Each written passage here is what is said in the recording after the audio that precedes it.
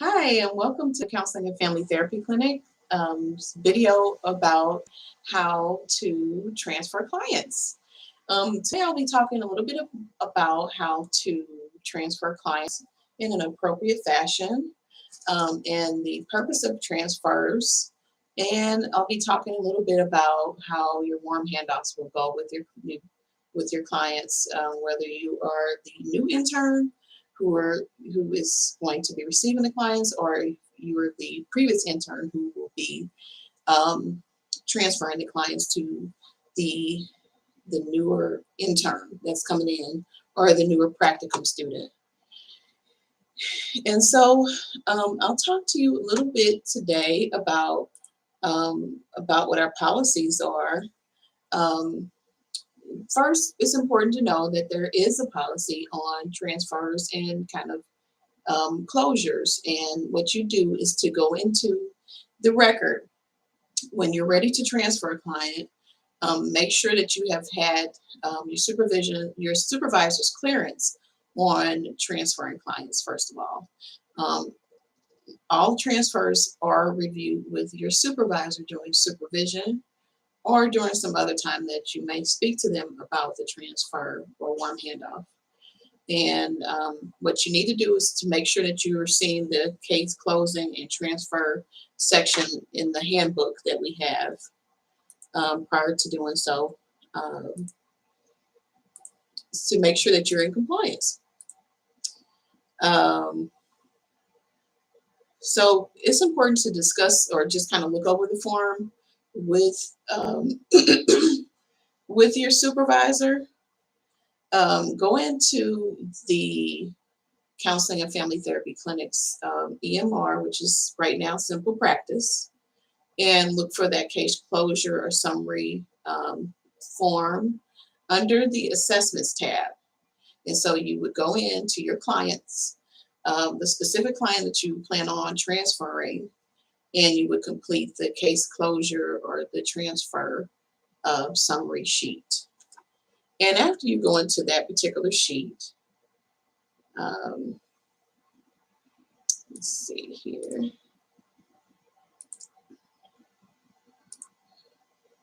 It asks for you to detail the date of the transfer closure, um, the intern that's going to be transferring or closing the client's file, if the client has any co-therapists, and who the client is going to be transferred to. You want to make sure that you're updating the record to reflect the client's date of the initial session and the total number of sessions that you've given that client, and also the date of the last session. And we also want to make sure that you put information in there about what day and time that you normally see the client, the summary of the case. And so we want to talk about how the client came in, what type of goals that you were working on with the client, and the things that you've accomplished with that particular client. And then you also want to talk about future goals for therapy. If they're going to be transferring, they're probably going to have some future goals that they're going to be working on. And so you want to think about what those things are or what they've been working on with you now. And you also want to make sure that it may be a case where you can recommend a specific therapist or a student therapist in our clinic, or a type of therapist that might work well and might be better matched with this particular client. For example, some of our clients may need somebody who's a little bit more direct.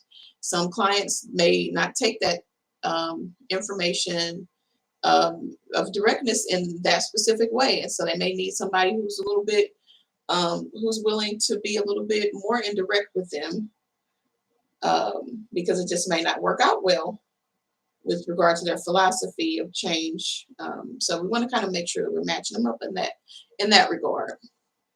And then finally, we want to talk about the reason for termination or transfer.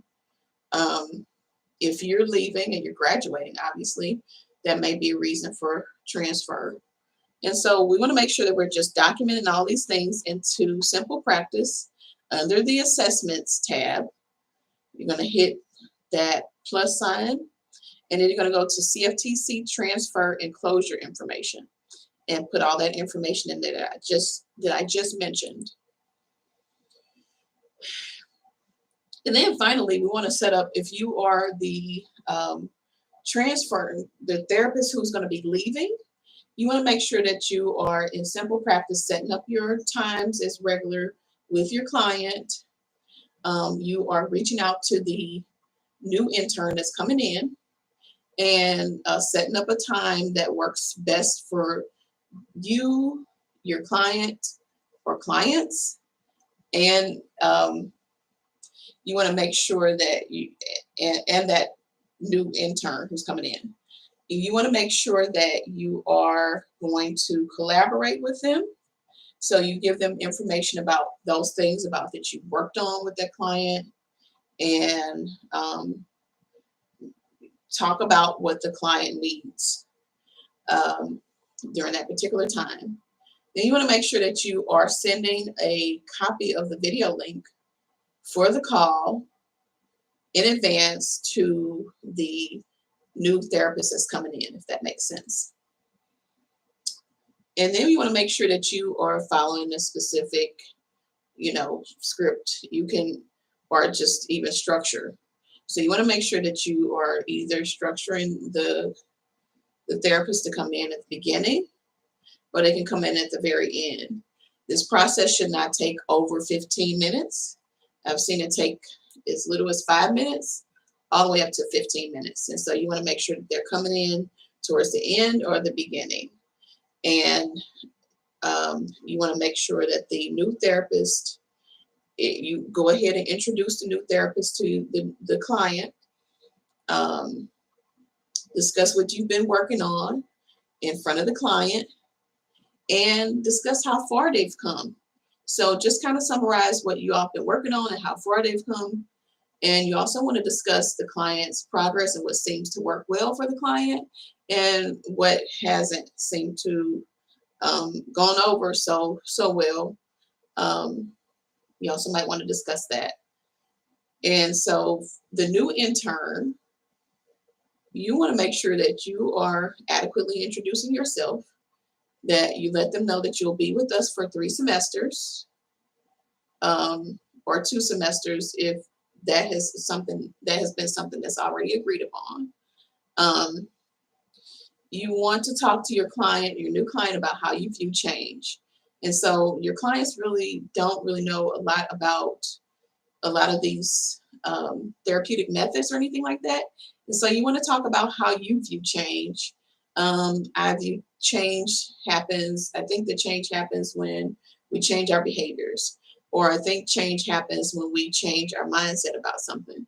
And so our thoughts and our feelings influence what we do in life. And so if we change our thoughts around those things, then we can change the way that we are interacting. Or if you feel like we don't really need to focus so much on the problem because life is written with problems, we want to focus more on solutions. And so we're going to come up with solutions together and about ways to do things differently. So maybe you have a solution focused brief therapy approach. And so you want to talk to the client about how you basically see change, and talk about your personal style. Tell them the next date that you would be meeting with them. And so where their old therapist or their old intern is going to be continuously working with them until it's time for them to leave for the semester, you want to let them know after the semester ends, this is when I plan to meet with you. And so you want to sit down and talk about the dates and times that you all can work together and meet. Go ahead and put this on your calendar. It's very important that you put it on your calendar. I'm going to ask, and I'm not sure at the time of this video taping if this works or not, but we're going to ask for the transferring therapist to go ahead and put it on the calendar, put the new time on the calendar. And then what happens is when it's time to transfer, when the old therapist is leaving, we can assign that new case to the newer therapist, and then that appointment may automatically populate to their calendar. And like I said, I'm not 100% sure at the time of this taping if that works or not.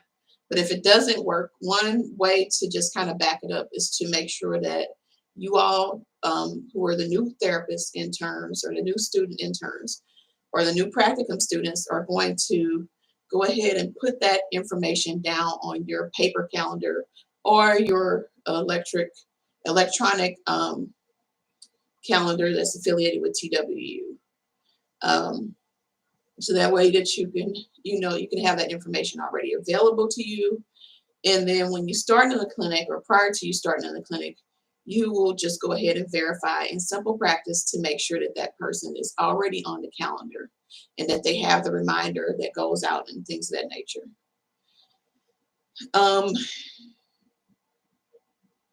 You should also spend that time as a new intern coming in, kind of asking them if there's anything else that they'd like for you to know.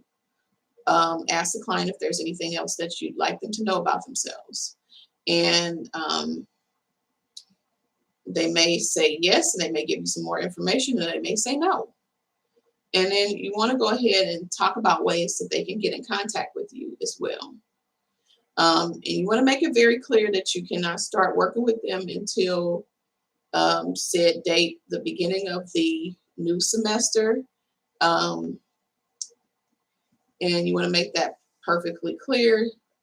And the old or the departing intern will set up some either homework, coping skills, or things that they can be working on in the interim. They may set them up at a place in the community that they can be going to so that they can make sure that, we don't decrease their functioning or anything like that during the time. And so I think that is pretty much it. That kind of describes the transfer process and the purpose of the process.